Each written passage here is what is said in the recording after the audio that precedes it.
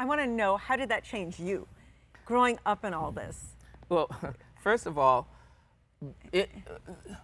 I have a really interesting perspective, because the people that the world looked up to, I knew them intimately. So when, say, David Ruffin from the Temptations would, be on a horrible drug binge, and I would see that people on the outside, oh, I wish I could be like David Ruffin, or I wish I could be like this person, and I would just sit back and say, oh my gosh, just because he's got money and fame, he's got a lifestyle that is just, it's horrendous. And the fact of the matter is that I then looked at life from a different perspective. And my life, then it became, money is not the thing, fame is not the thing thing is life, happiness, being able People to live. need to hear that. It's not all about money and fame. I mean, that is very important. People need to live day to day in a place where they're able to be happy within themselves. And I also found this out.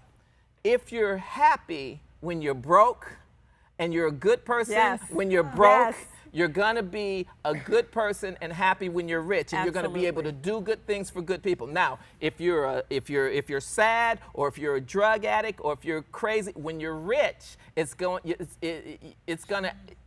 exponential, because now you have the resources to buy more drugs. You have the resources to be more of a jerk. You have more fans. Right? You have people coming at That's you, right. throwing And themselves at you. then you have those sycophants and those obsequious people kissing your butt and telling you everything that you want to hear, that they want to hear, and they get totally out of perspective, and then they start eliminating the people in their lives who are actually telling them the truth. And I submit, I ran Prince's company. I was very good friends with Michael Jackson. If those two people had stayed in our presence, they would still be living today, because they got to a point. They got to a point where all of the enablers just come in, and their job is to keep a job and to extract as much money from those people as possible. That's their job. Yes, absolutely. Right? Let me switch gears a little and ask you this. What was it like growing up under Barry Gordy? Like, what's your relationship with him, your mom, and all the siblings? There's so many of you. Did they try to push you in the business? Did they try to keep you out of it? Are your siblings half in, half not? What's the dynamic? Well, we had the ability to see everything from a very direct place.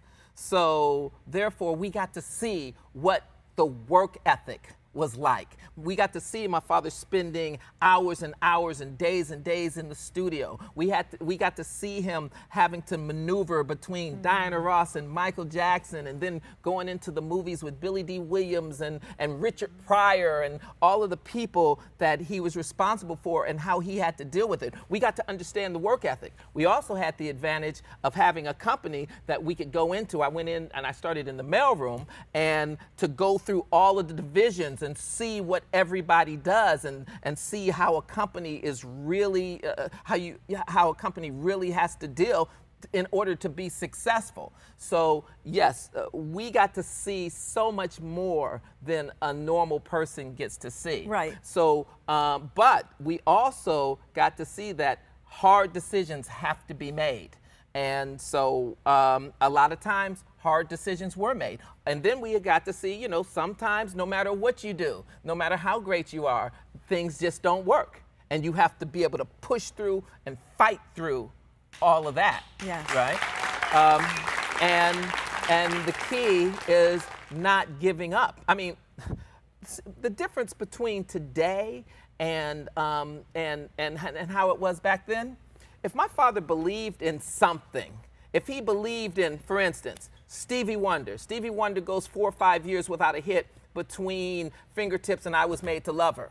And everybody was telling my father, get rid of that kid. He's a kid, he's a liability, he's this and that. My father's like, listen, I'll never get rid of that kid, because if he doesn't get a hit, it's not his fault, it's our fault. So Our marketing was incorrect. Our public relations was incorrect. Our A&R, the way that we created the music for that individual was incorrect. But he's a genius, and we are not gonna, I will never drop Stevie in 1,000,000 years, ever.